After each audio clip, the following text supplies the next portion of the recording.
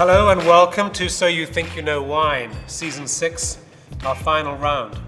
I'm James Chatto, and for this final round, I'm joined by Sara D'Amato, Michael Godell, Will Predum, and from our first semi-final, we had a tie.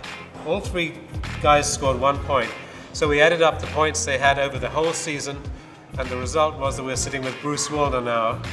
They're going to identify the wine in this decanter, I should say, and we are going to award marks for accurate conclusions. 3 points for the correct grape, 4 points for the country, the region, and the appellation, 2 points for the right vintage, or 1 if you're within a year of it, and 1 point for the price.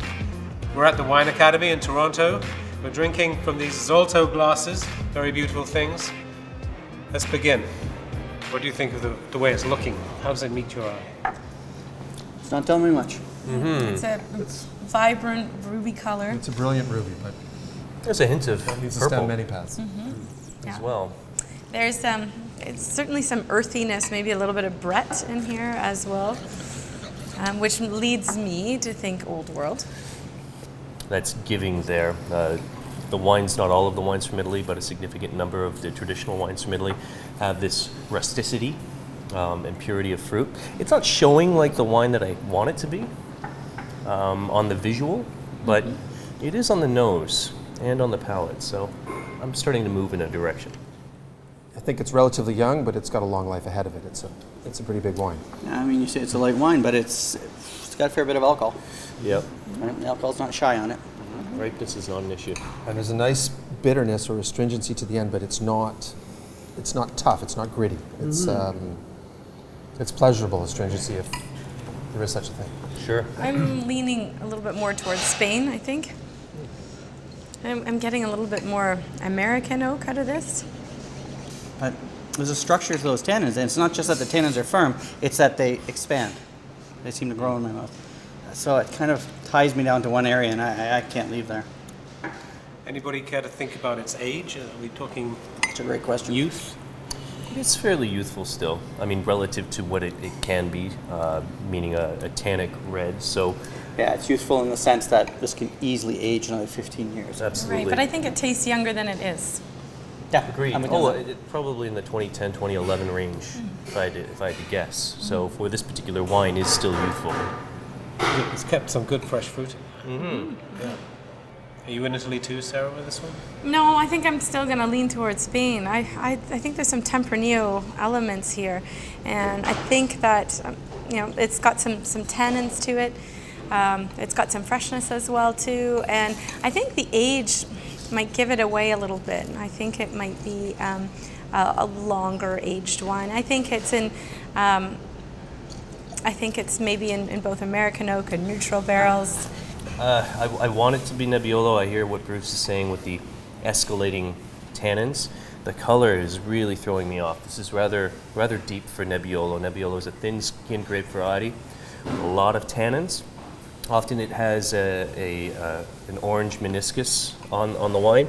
So I'm more brought into Tuscany, and I think it's something Sangiovese based, but I do think something has been mixed into this in order to stabilize the color. So perhaps Cabernet Sauvignon. So I think Will is bang on.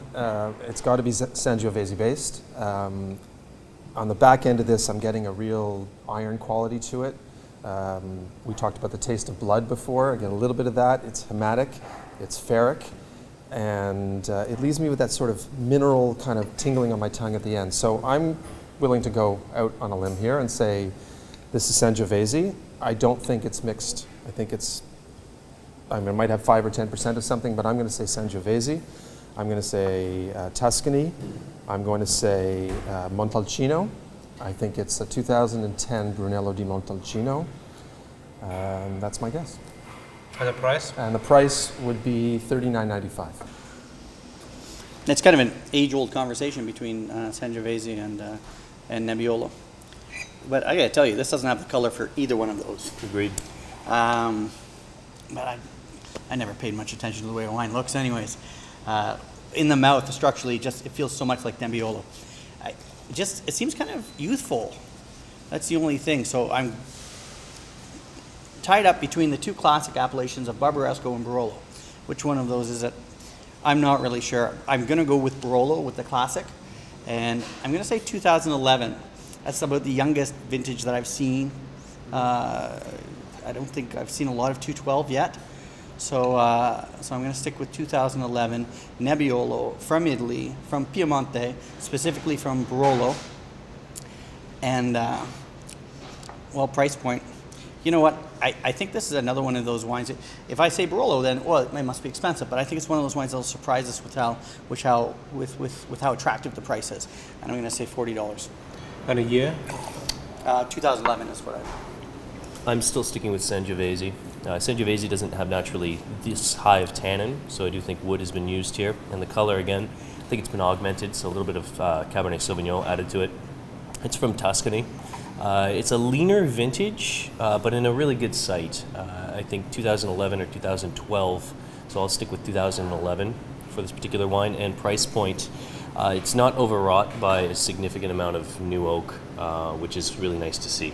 There's a little hint of oak to it. There is oak, but it's well placed. It's not defined by the oak, and quite traditional in style. So I think $44.95 would be a good guess.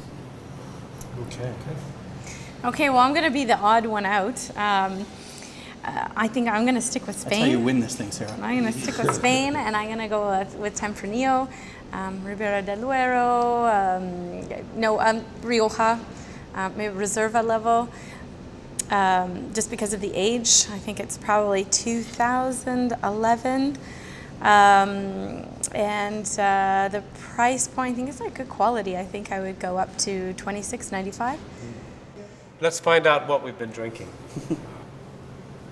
Oh, nicely done. Nicely done. Tragic. Wow. It's tragic. All right.